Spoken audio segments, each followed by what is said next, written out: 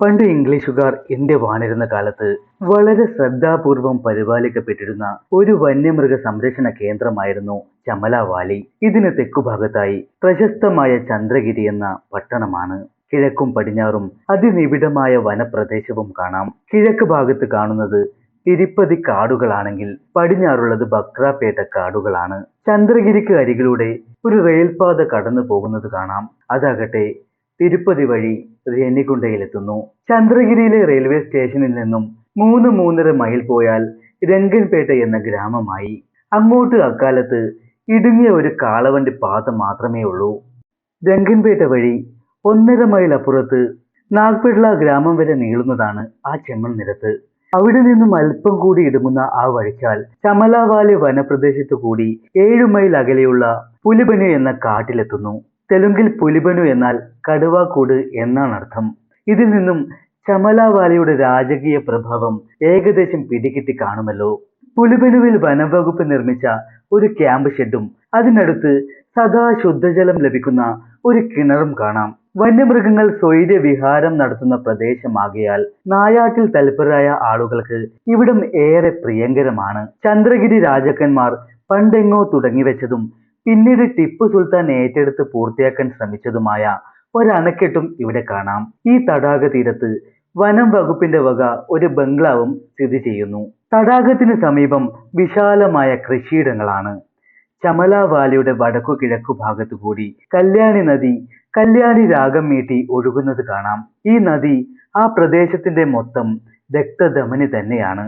നദിക്കുമപ്പുറം ഗുണ്ടൽപേട്ട്, അമ്പൽമേരു എന്നീ മലഞ്ചെരിവുകളാണ്. അവിടെ നിന്നും ഒഴുകിയെത്തുന്ന ചെറിയ കാട്ടുചോലകൾ കല്യാണിയിലേക്ക് ഒഴുകിയെത്തുന്നത് കൊണ്ട് തന്നെ ആ നദി സദാ ജലസമൃദ്ധി അനുഭവിക്കുന്നു. വടക്കു ഭാഗത്തുള്ളത് കടപ്പ ജില്ല. ഇപ്പറഞ്ഞ വനപ്രദേശങ്ങളെല്ലാം തന്നെ കടുവ രാജാക്കന്മാരുടെ വിഹാര മേഖലകളത്രേ. അല്പം ദീർഘിച്ചതാണ് ഇവരുടെ സ്വൈര്യ സഞ്ചാര പാത. ബക്രാപേട്ട കാടുകളിൽ നിന്നും പുറപ്പെട്ട് ചമലാവാലി വഴി വന്ന് കിഴക്കാം തൂക്കായ മലകളിലൂടെ ഇറങ്ങി കടപ്പ വനങ്ങളിൽ കൂടി ചുറ്റിയടിച്ച് മാമന്നൂർ മലകളിൽ വരെ ഈ രാജകീയ സഞ്ചാരം പതിവുണ്ട്. ഇവിടങ്ങളിൽ തന്റേതായ കലാപരിപാടികളിലൂടെ സൂപ്പർ സ്റ്റാറായ ഒരു വരയൻ കടുവ ഉണ്ടായിരുന്നു. അവന്റെ രസകരമായ കഥയാണ് ഇവിടെ പറയാൻ പോകുന്നത്. 1937 തുടക്കത്തിൽ എപ്പോഴോ ആണ് ആ വരയൻ കടുവ എന്ന കഥാനായകൻ ചമലാവാലിയുടെ സ്വൈര്യം കെടുത്തിക്കൊണ്ട് പ്രത്യക്ഷനാകുന്നത്. മനുഷ്യ മാംസമാണ് മൂപ്പർക്ക് ഏറെ പഥ്യം എന്നതിനാൽ അവൻ അവിടങ്ങളിലെ സാധുക്കളായ മനുഷ്യർക്ക് ശരിക്കും ഒരു പേടി സ്വപ്നമായി തീർന്നു. വലുപ്പത്തിൽ അവനൊരു സാധാരണ കടുവ മാത്രമാണ്. കാട്ടിലെ സാഹസികമായ ഇരതേടൽ ഉപേക്ഷിച്ച് പ്രായണ എളുപ്പമായ മനുഷ്യവേട്ടയ്ക്ക് അവൻ ഇറങ്ങി തിരിച്ചത് ആരോഗ്യപരമായ വല്ല കാരണങ്ങളാലും ആയിരുന്നോ എന്ന് അറിയാൻ ശ്രമിച്ചെങ്കിലും അവന്റെ കാൽപ്പാടുകളിൽ നിന്നും അങ്ങനെയൊന്നും ഉള്ളതായി തോന്നിയില്ല. കടുവകളും മറ്റ് ഹിംസ്ര ജന്തുക്കളും സാധാരണ വിഹരിക്കുന്നുണ്ടെങ്കിലും നരഭോജികളല്ലാത്തതിനാൽ അവയെക്കുറിച്ച് നാട്ടുകാർക്ക് വലിയ പരാതിയൊന്നും ഉണ്ടായിരുന്നില്ല. അങ്ങനെ മനുഷ്യരും മൃഗങ്ങളും സമാധാനവാദികളായി കഴിയുന്ന കാലത്താണ് ഭയങ്കരനായി ഈ നരഭോജി പെട്ടെന്നൊരു ദിവസം എവിടെ നിന്ന് എന്നറിയാതെ പ്രത്യക്ഷപ്പെടുന്നത്. ഗുണ്ടൽപേട്ടിലെ ജലാശയത്തിനടുത്ത് മുള മുറിക്കാനെത്തിയ ഒരു നാട്ടുകാരനെ കൊന്നു തിന്നുകൊണ്ടായിരുന്നു വരിയന്റെ അരങ്ങേറ്റം. എല്ലൊഴികെ അവനെല്ലാം തിന്നു തീർത്തിരുന്നു. 2-3 ദിവസത്തിന് ശേഷം നാഗ്പിള്ളയിൽ നിന്ന് പുലിസാനുവിലേക്കുള്ള കാട്ടുപാതയിലൂടെ ഒറ്റയ്ക്ക് പോവുകയായിരുന്ന ഒരു ഗ്രാമീണനെ പിടികൂടി ബാക്കിയൊന്നും വെക്കാതെ അപ്പടി തിന്നു തീർത്തു. ഇതോടെ ഗ്രാമീണർ ശരിക്കും ഭയന്നു പോയി. പക്ഷെ അവനെ തടയാനോ വേട്ടയാടാനോ ഭയചകിതരായ അവർക്ക് സാധിച്ചില്ല. തുടർന്നുള്ള 6 മാസത്തിനിടയിൽ വരയൻ തുടർന്ന നരവേട്ടയിൽ പൊലിഞ്ഞു പോയത് 7 വിലപ്പെട്ട മനുഷ്യ ജീവനുകളായിരുന്നു. അക്കാലത്ത് ചമലാവാലി ബക്രാപേട്ട റേഞ്ചിലായിരുന്നു പെട്ടിരുന്നത്. ആയിടക്ക് ഒരിക്കൽ ഒരു ഫോറസ്റ്റ് റേഞ്ച് ഓഫീസർ ചമലാവാലിയിലേക്ക് ഒരു ഔദ്യോഗിക പര്യടനം നടത്തി. നാഗ്പിള്ള ഫോറസ്റ്റ് ബംഗ്ലാവിൽ 2 ആഴ്ചയെങ്കിലും താമസിച്ച് ഓഫീസ് റെക്കോർഡുകളൊക്കെ പരിശോധിക്കാനായിരുന്നു മൂപ്പരുടെ പ്ലാൻ. പ്രസ്തുത കാലത്തേക്ക് ആവശ്യമായ ആഹാര സാധനങ്ങൾ നിറച്ച കാളവണ്ടിയിലാണ് റേഞ്ച് ഓഫീസർ യാത്ര തിരിച്ചത്. വൈകുന്നേരം 5 മണി ആയപ്പോഴേക്കും അവർ ചമലാവാലിയിലെ കാട്ടുപാതയിലൂടെ സഞ്ചരിക്കുകയായിരുന്നു. ഇനിയൊരു 2 മൈൽ കൂടി യാത്ര ചെയ്താൽ ബംഗ്ലാവിലെത്താം. വണ്ടിക്കുള്ളിൽ ഓഫീസർക്ക് പുറമെ ഒരു ഗാർഡുമുണ്ട്. പൊടുന്നനെ വണ്ടിയുടെ മുന്നിലേക്ക് ഒരു കടുവ നടന്നു വരുന്ന നടുക്കുന്ന കാഴ്ചയാണ് കാളവണ്ടിക്കാരൻ കണ്ടത്. വണ്ടി നിർത്തിക്കൊണ്ട് അയാൾ പിന്നിലേക്ക് തിരിഞ്ഞു വിളിച്ചു പറഞ്ഞു, ചതിച്ചു സാറന്മാരെ, ദേ ഒരു കടുവ നമ്മുടെ മുന്നിൽ. വണ്ടിക്കുള്ളിലിരുന്ന ഓഫീസർക്കും ഗാർഡിനും വാസ്തവത്തിൽ കടുവയെ കാണാമായിരുന്നില്ല.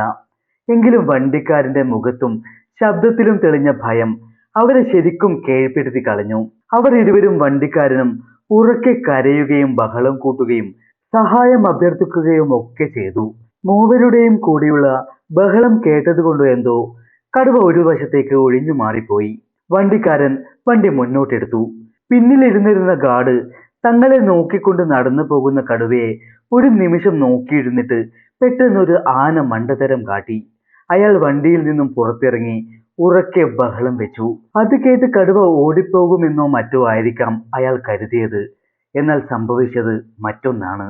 തന്റെ ദയ കൊണ്ട് വിട്ടയച്ചവരിൽ ഒരുവൻ തന്നോടൊരൽപ്പം പോലും ബഹുമാനമില്ലാതെ പെരുമാറുന്നത് കണ്ട കടുവ ഒറ്റ ചാട്ടത്തിന് അയാളെ കീഴ്പ്പെടുത്തി കഴുത്തിൽ കടിച്ചു തൂക്കി വലിച്ചുകൊണ്ട് സമീപത്തുള്ള കാട്ടിലേക്ക് അപ്രത്യക്ഷമായി. ആ കാഴ്ച കണ്ട് അമ്പരന്നിരിക്കാനല്ലാതെ റേഞ്ച് ഓഫീസർക്ക് ഒന്ന് ചലിക്കാൻ പോലും കഴിഞ്ഞില്ല. ഗാർഡ് എന്തിനിങ്ങനെ ഒരു അബദ്ധം കാട്ടിയെന്ന് അത്ഭുതപ്പെട്ടുകൊണ്ട് അയാളെ തിരിച്ചു വിളിക്കാൻ നാക്കെടുക്കും മുമ്പ് ആ സാധുവിന്റെ കഥ കഴിഞ്ഞിരുന്നു. അല്ലെങ്കിലും നിരായുധനായ ആ മനുഷ്യൻ എന്തു ചെയ്യാനാണ്? അന്ന് തന്റെ സഹപ്രവർത്തകനെ രക്ഷിക്കാൻ അദ്ദേഹം ശ്രമിച്ചിരുന്നെങ്കിൽ മറ്റൊരു മരണം കൂടി ഉറപ്പാകുമെന്നല്ലാതെ ഒരു ഗുണവും ഉണ്ടാകുമായിരുന്നില്ല. ഏതായാലും വണ്ടിക്കാരൻ തിരിഞ്ഞു നോക്കാതെ അതിവേഗം കാളകളെ പായിച്ച് ഫോറസ്റ്റ് ബംഗ്ലാവിൽ എത്തിച്ചേർന്നു. കടുവകളെ കണ്ട കാളകൾ സ്വയം ടോപ്പ് ഗിയറിൽ ഇട്ടതുകൊണ്ട് വണ്ടിക്കാരന് ജോലി എളുപ്പമായി. നേരം സന്ധ്യ ആയതിനാൽ തന്റെ സഹചരനും കീഴുദ്യോഗസ്ഥനുമായ ഗാർഡിന്റെ വിയോഗത്തിൽ ദുഃഖിച്ചിരിക്കാനല്ലാതെ റേഞ്ച് ഓഫീസർക്ക് ഒന്നും ചെയ്യാനില്ലായിരുന്നു. പിറ്റേന്ന് ഒരു സംഘം ആളുകൾ സർവ്വവിധ ആയുധങ്ങളും സന്നാഹങ്ങളുമായി സംഭവ സ്ഥലത്ത് ചെല്ലുകയും കാടിനുള്ളിലേക്ക് കടന്ന് പരിശോധിക്കുകയും ചെയ്തു. ഗാർഡിന്റെ മൃതദേഹത്തിന്റെ വളരെ കുറച്ച് അവശിഷ്ടങ്ങളും കീറിയ യൂണിഫോം കഷ്ണങ്ങളും കണ്ട് മടങ്ങി പോരാനേ അവർക്ക് കഴിഞ്ഞുള്ളൂ. ഈ സംഭവം ഏതായാലും വലിയ ഒച്ചപ്പാടുണ്ടാക്കി. ഒരുമാതിരിപ്പെട്ട പത്രങ്ങളിലെല്ലാം ഈ വാർത്ത വന്നു. ഒപ്പം നരഭോജിയായ കടുവയെ കൊല്ലുകയോ പിടികൂടുകയോ ചെയ്യുന്നവർക്ക് വൻ തുക പാരിതോഷികം പ്രഖ്യാപിച്ചുകൊണ്ടുള്ള പരസ്യങ്ങളും വന്നു. തദ്ദേശീയരായ നായാട്ടുകാർക്കു പുറമെ മദിരാശിയിൽ നിന്ന് വരെ വിദഗ്ധരായ നായാട്ടുകാർ അങ്ങോട്ട് പ്രവഹിച്ചു. പക്ഷെ അവരെക്കാളൊക്കെ മുൻപേ പത്രപരസ്യം കടുവ വായിച്ചിരുന്നെന്നും തന്റെ തലയ്ക്ക് സർക്കാർ വില പ്രഖ്യാപിച്ചു എന്ന് മനസ്സിലാക്കുകയും ചെയ്തിട്ടെന്നോണം നമ്മുടെ കഥാനായകൻ രംഗത്ത് നിന്ന് നിഷ്ക്രമിച്ചു കളഞ്ഞു. കടപ്പ, തിരുപ്പതി, ബലന്തൂർ കാടുകളിലൊന്നും അടുത്ത 2 മാസത്തേക്ക് അവൻ പ്രത്യക്ഷപ്പെട്ടതേയില്ല. ചമല വാലിയിൽ നിന്നും 18 മൈൽ വടക്കു മാറി മദ്രാസ് ബോംബെ റെയിൽപാതയിലാണ് മാലന്തൂർ റെയിൽവേ സ്റ്റേഷൻ. സ്റ്റേഷന് ചുറ്റും അസൽ കാട് തന്നെ. ഈ കാട്ടിനുള്ളിലൂടെയാണ് റെയിൽപാത കടന്നു പോകുന്നത്. ഈ റെയിൽപാതയുടെ പതിവ് പരിശോധനയ്ക്ക് പോയ ഒരു ഗാങ്മാൻ വൈകുന്നേരമായിട്ടും സ്റ്റേഷനിൽ എത്തിയില്ല. 1-2 ദിവസം കാത്തിട്ടും അയാളെക്കുറിച്ച് യാതൊരു വിവരവും കിട്ടാതായപ്പോൾ സഹപ്രവർത്തകർ അന്വേഷിച്ചിറങ്ങി. റെയിൽപാളത്തിനരികിൽ അയാൾ ഉപയോഗിക്കാറുള്ള ചുറ്റിക കിടക്കുന്നത് അവർ കണ്ടു. റെയിലിൽ നിന്നും കുറച്ചകലെ കാട്ടിലേക്കുള്ള ഒരു കയറ്റത്തിൽ രക്തത്തുള്ളികൾ ഉണങ്ങിക്കിടക്കുന്നതും അവർ കണ്ടു. അത് നോക്കി ചെന്നപ്പോൾ ഗാങ്മാന്റെ ചെരുപ്പും ചുറ്റുപാടുമുള്ള മുൾച്ചെടികളിൽ തെറിച്ചുണങ്ങിയ രക്തത്തുള്ളികളും അവർക്ക് കാണാൻ കഴിഞ്ഞു. മറ്റൊരവശിഷ്ടവും കണ്ടില്ല. എങ്കിലും ഗാങ്മാൻ ഏതോ ഒരു വന്യജീവിക്ക് ഭക്ഷണമായി എന്നവർ ഉറപ്പിച്ചു. മാമന്തൂരിനടുത്തുള്ള സെറ്റിഗുണ്ട എന്ന സ്ഥലത്തും കല്യാണി നദിയുടെ തീരപ്രദേശമായ അമ്പൽമേരുവിൽ വെച്ചും 2 നരവധങ്ങൾ കൂടി അടുത്ത ദിവസങ്ങളിൽ നടന്നു. ഇത്രയുമൊക്കെ സംഭവ വികാസങ്ങൾ നടന്ന സമയത്താണ് ഔദ്യോഗിക ആവശ്യങ്ങൾക്കായി മദ്രാസിൽ ചെന്ന ഞാൻ മദ്രാസ് ചീഫ് ഫോറസ്റ്റ് കൺസർവേറ്ററുമായി കാണാനിടയായത്. സംസാരമധ്യേ ചമല വാലിയിലെ നരഭോജിയായ കടുവയെക്കുറിച്ച് അദ്ദേഹം എന്നോട് പറയുകയും ഞാൻ അവിടെ പോയി അവന്റെ കഥ കഴിക്കണമെന്നും നിർബന്ധപൂർവം ആവശ്യപ്പെടുകയും ചെയ്തു. ശ്രമിക്കാമെന്ന് ഞാനും വാക്കുകൊടുത്തു. ബാംഗ്ലൂരിൽ മടങ്ങിയെത്തി അധികം വൈകാതെ തന്നെ ഞാൻ അവധിയെടുത്ത് ആവശ്യം വേണ്ട സന്നാഹങ്ങളോടെ നാഗ്പൂരിലേക്ക് തിരിച്ചു. നാഗ്പൂരിലെ ഫോറസ്റ്റ് ബംഗ്ലാവ് ആസ്ഥാനമാക്കിക്കൊണ്ട് ഞാൻ എൻ്റെ ഓപ്പറേഷൻ വരയൻ കടുവ എന്ന യജ്ഞം ആരംഭിച്ചു. പക്ഷെ ഓപ്പറേഷൻ അത്ര എളുപ്പമായിരുന്നില്ല. കാരണം നമ്മുടെ സ്ഥാനാർത്ഥിയുടെ നിയോജക മണ്ഡലം ഒന്നൊന്നുമായിരുന്നില്ല. മൂപ്പർ ഇന്നിപ്പോൾ ഇന്നിടത്ത് കാണാമെന്നൊന്നും ആർക്കും വാക്ക് കൊടുത്തിട്ടുമില്ല. അവനങ്ങനെ സർവ്വവ്യാപിയായി വിലസുന്നത് കൊണ്ട് ഒരു കുടുക്ക് ഒരുക്കുന്നെങ്കിൽ തന്നെ അതെവിടെ വേണമെന്നറിയാതെ ഞാൻ ചിന്താ കുഴപ്പത്തിലായി. ഏതായാലും നനഞ്ഞിറങ്ങിയില്ലേ, ഇനി കുളിച്ചു കയറുക തന്നെ എന്ന് ഉറപ്പിച്ച് ഞാൻ 4 കന്നുകുട്ടികളെ വാങ്ങി വളരെയധികം ദൂരമുള്ള 4 സ്ഥലങ്ങളിലായി കെട്ടിയിട്ടു. ഒന്നിനെ നാഗ്പട്ല പുലിബണു റോഡിലുള്ള നരസിംഹ ചെരുവിലും, ഒരെണ്ണത്തെ ഗുണ്ടൽപേട്ടയിലും, ഒരെണ്ണത്തെ അമ്പൽമേരുവിലും, ഒരെണ്ണത്തെ രഗ്മൻ കോണാർ എന്ന അരുവിയുടെ തീരത്തും കെട്ടിയിട്ടു. ഈ രഗ്മൻ കോണാർ എന്ന അരുവി കല്യാണി നദിയുടെ ഒരു പോഷക നദിയാണ്. രണ്ടാം നാൾ നരസിംഹ ചെരുവിലുണ്ടായിരുന്ന കന്നിനെ കൊന്നതായി കണ്ടെങ്കിലും അതിലെ പ്രതി കടുവയല്ലെന്നും ഒരു പുലിയാണെന്നും തെളിഞ്ഞു. മറ്റൊരു കന്നിനെ അവിടെ വീണ്ടും കെട്ടിയിട്ട് ഞാൻ ഒരാഴ്ചക്കാലം ഈ 4 പ്രദേശങ്ങളിലും ചുറ്റിത്തിരിഞ്ഞെങ്കിലും കടുവയുടെ ഒരു വിവരവും കിട്ടിയില്ല. 9-ാം ദിവസം പുലിബണുവിലേക്ക് എന്റെ കാറിൽ പോകവേ 6-ാം മൈലിൽ ഒരു കടുവയുടെ കാൽപാദങ്ങൾ വ്യക്തമായി തെളിഞ്ഞു കിടക്കുന്നത് കണ്ടു. ഞാൻ അന്വേഷിച്ചു നടക്കുന്ന വരയന്റെ തൃക്കാലടികൾ തന്നെയാണോ അതെന്നുറപ്പിക്കാൻ ഞാൻ അവന്റെ കാലടികൾ മുൻപ് കണ്ടിട്ടില്ലായിരുന്നു. പുലിബണുവിലെത്തി കാർ അവിടെ ഇട്ടിട്ട് വടക്കു കിഴക്കു ഭാഗത്തെ താഴ്വരയിലൂടെ ഞാൻ മെല്ലെ നടന്നു. കാട്ടുപാത കല്യാണി നദിയുടെ തീരത്ത് എത്തിയപ്പോൾ നനഞ്ഞ മണ്ണിൽ അവന്റെ കാൽപ്പാടുകൾ വ്യക്തമായി തെളിഞ്ഞു കണ്ടു. ഗുണ്ടൽപേട്ടയിലോ അമ്പൽമേരുവിലോ ഉള്ള ഒരു കന്നിനെ അവൻ കശാപ്പ് ചെയ്തിരിക്കുമെന്ന് ഞാൻ പ്രതീക്ഷിച്ചു. പക്ഷെ ചെന്നു നോക്കുമ്പോൾ 2 കന്നുകളും കച്ചിയും കവച്ചു നിൽക്കുന്നതാണ് കണ്ടത്. മടങ്ങി വന്ന് വീണ്ടും ആ കാൽപ്പാടുകളുടെ അടയാളം നോക്കി കുറെ നടന്നെങ്കിലും ഒരു ലക്ഷ്യവും കിട്ടാതെ മടങ്ങി പോരേണ്ടി വന്നു എനിക്ക്. അങ്ങനെ നടക്കുമ്പോൾ വഴിയരികിൽ ഒരിടത്ത് ഒരു ചിതൽപുറ്റ് പൊളിച്ച് ചിതലിനെ തിന്നുന്ന ഒരു കരടിയെ ഞാൻ കണ്ടു.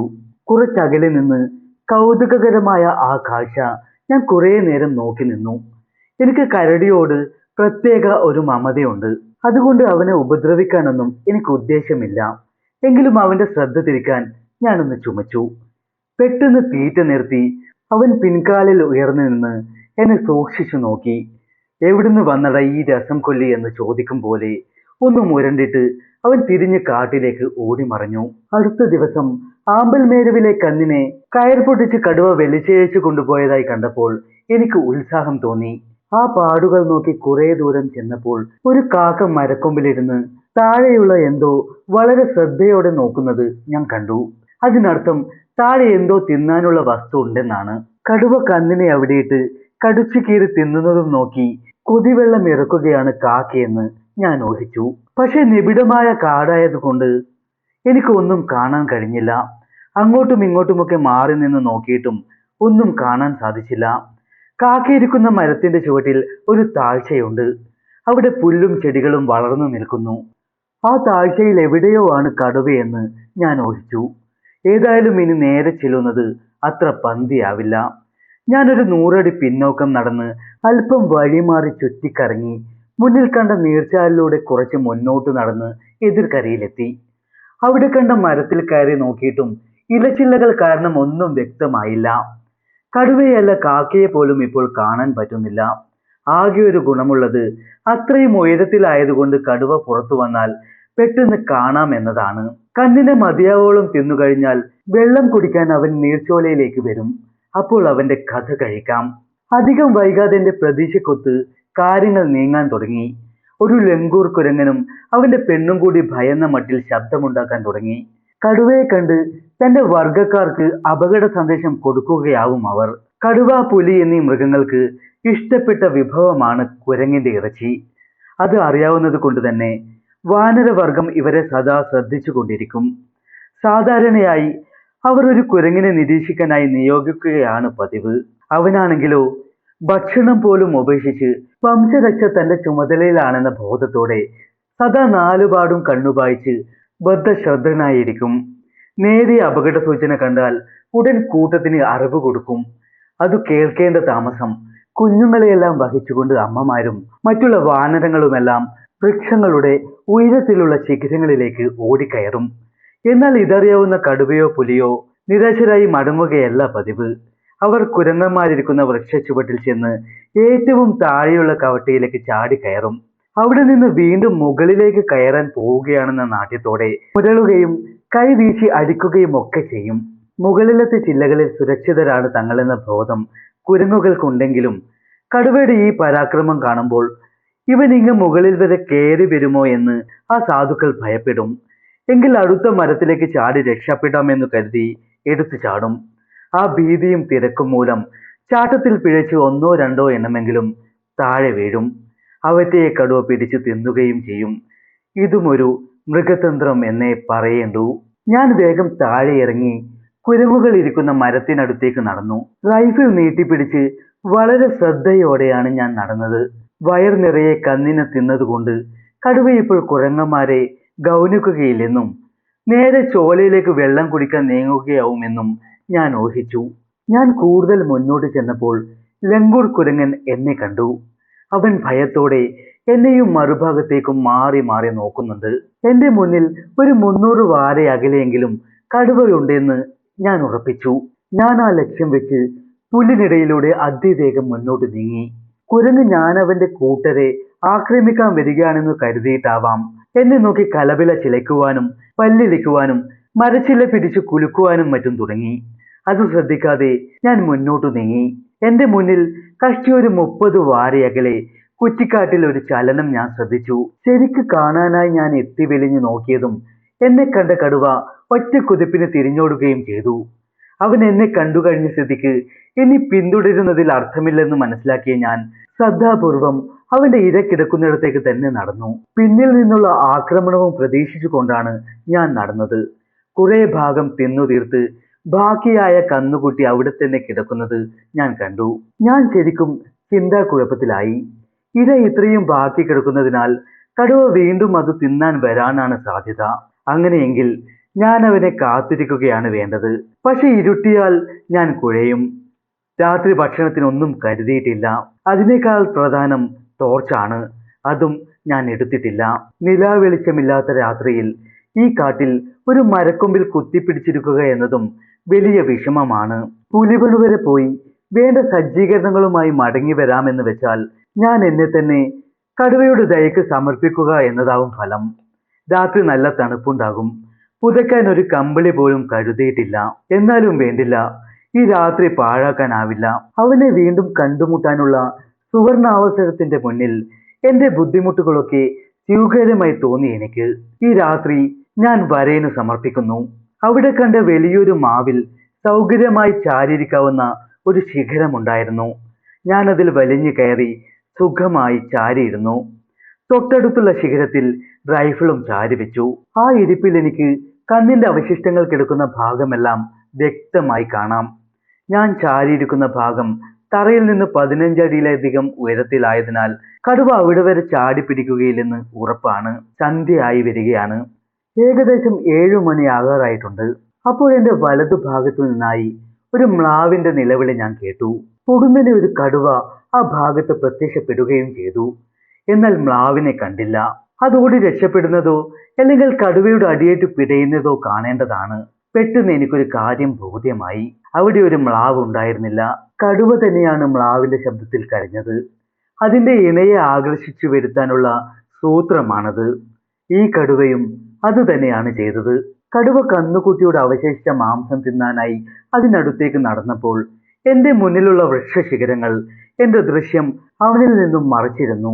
ഈ അനുകൂല സാഹചര്യം മുതലെടുത്ത് നിറയൊഴിക്കുവാൻ തീരുമാനിച്ച് ഞാൻ റൈഫിൾ ലക്ഷ്യം പിടിച്ചു.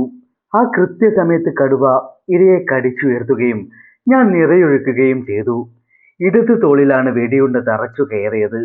അവൻ വട്ടം കറങ്ങുവാൻ തുടങ്ങി. അപ്പോൾ അവന്റെ കഴുത്തിൽ ലക്ഷ്യമാക്കി രണ്ടാമത്തെ നിറയും ഒഴിച്ചു. 2-3 തവണ കൈകാലിട്ടടിച്ച് പുളഞ്ഞതിന് ശേഷം അവൻ നിശ്ചലനായി. ഹാവൂ, എന്റെ ജോലി വേഗം തീർന്നു. ഇനി രാത്രി മുഴുവൻ ഇവിടെ ഇരുന്ന് നരകിക്കുന്നത് എന്തിന്? വേഗം തിരിച്ചു പോകാനുറച്ച് ഞാൻ മാവിൽ നിന്നും താഴേക്കിറങ്ങി. കടുവയുടെ ജഡം അടുത്തു ചെന്ന് നോക്കാനൊന്നും നിൽക്കാതെ ഞാൻ തിരക്കിട്ട് നടന്നു.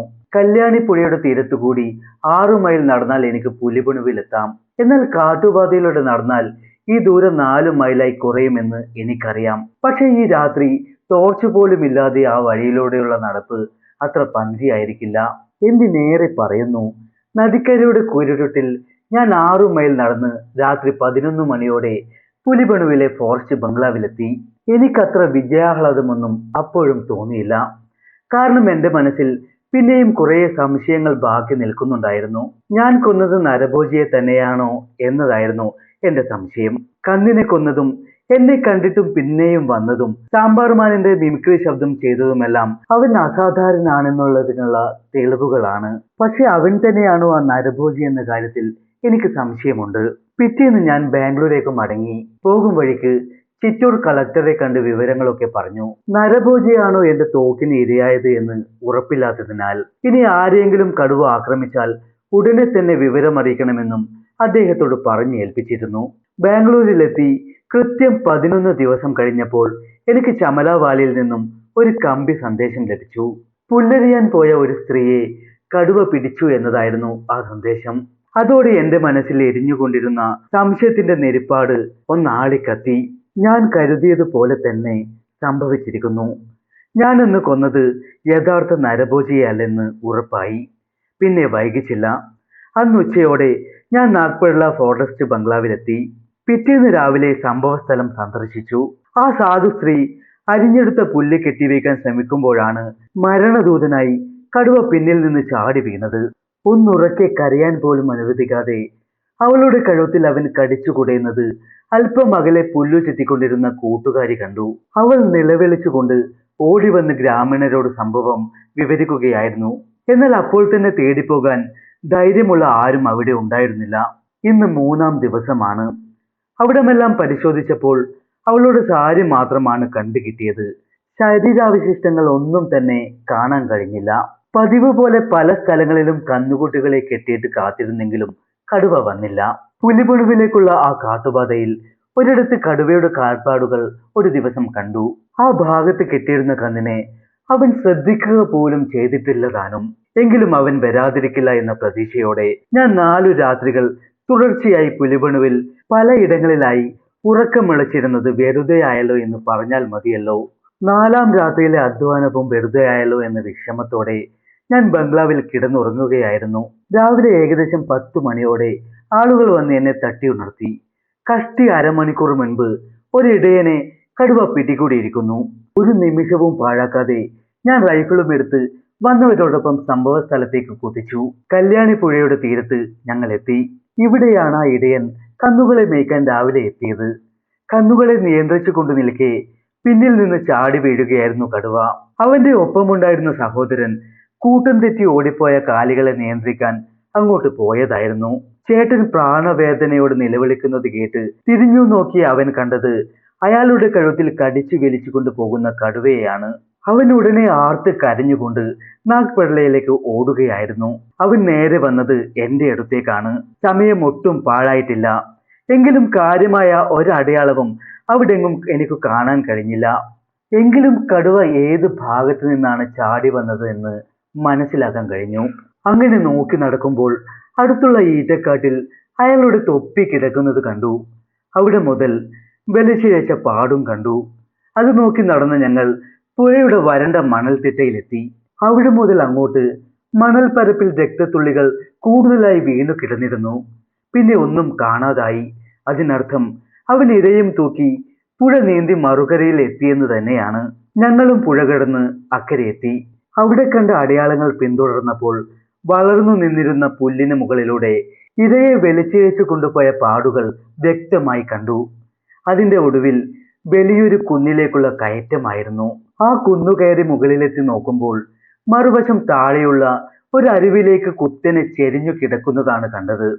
ഈ കാട്ടരുവിയും കല്യാണി പുഴയിലേക്ക് ഒഴുകിയെത്തുന്നതാണ്. അരുവിയുടെ ഇരുഭാഗത്തും തഴച്ചു വളരുന്ന കുറ്റിക്കാടുകളാണ്. ആ കാട്ടിലെവിടെയോ മറിഞ്ഞിരുന്ന് കടുവ തന്റെ ഇരയെ ശാപ്പിടുകയായിരിക്കുമെന്ന് ഞാൻ ഊഹിച്ചു. ആ കുറ്റിക്കാടുകൾക്കടുത്തേക്ക് നീങ്ങുന്നത് വളരെ സൂക്ഷിച്ചു വേണം.